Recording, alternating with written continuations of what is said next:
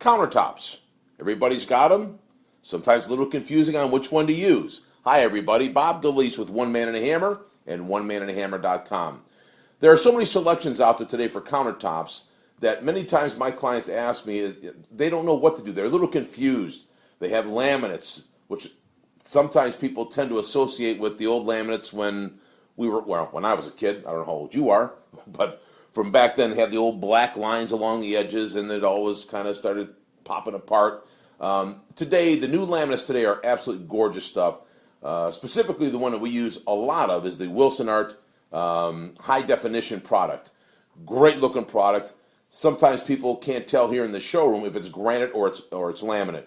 So look into Wilson Art's high definition, and I know that Formica has their own brand of that high definition product. Looks really nice, wears very well, very low maintenance, and the cost is probably about a third or to 50% less than granite or any other solid surface. Then of course you have the wood or butcher block tops. You don't see them too often anymore, but they are making a big comeback. They're making them so gorgeous today. They've done a lot of new things with the new materials and the way that they're being used, sometimes as just part of a kitchen, not necessarily the entire kitchen. But there is maintenance. You do have to maintain butcher block. Obviously, they do wear. The knives go through them, and you're going to have that same wear, but some people like that character. So be prepared to maintain a butcher block countertop. A poured-in-place concrete. I've never used it. I've seen it. I've seen it done. It does stain very easily. It's really, really heavy. You're going to have to make sure that your cabinets are sitting on a rather solid floor if you're going to pour in place concrete for your countertops.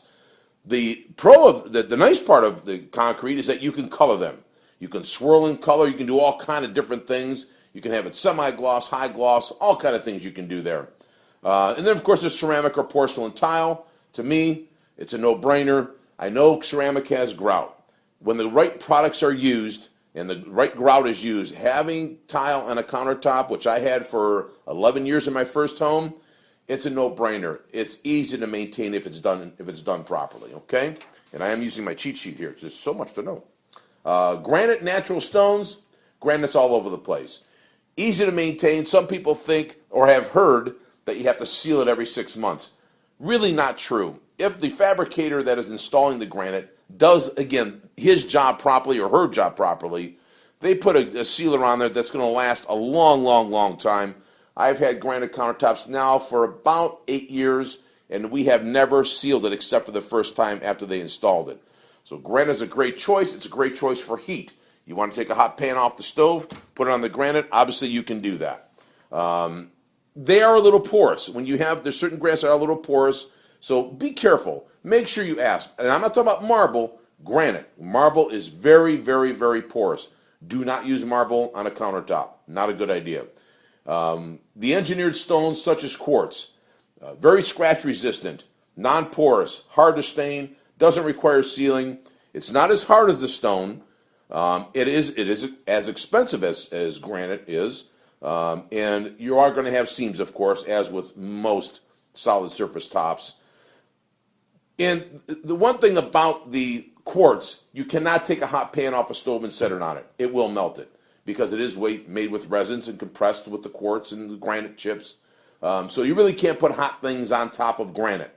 So bottom line is, with all the choices that are out there today, I know there's something out there that can make everybody happy, whether it's laminate, granite, the quartz, or the man-made or engineered tops, butcher block. There's a lot of things out there.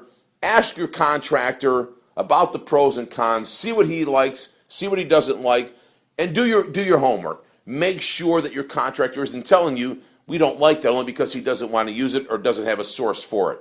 You may be missing out on something really good. All right, folks, join me this Saturday, 8 a.m. Eastern, for the Home Toolbox Show on WELW.com and the Talk of the Town, AM 1330 WELW in Northeast Ohio. We'll see you then.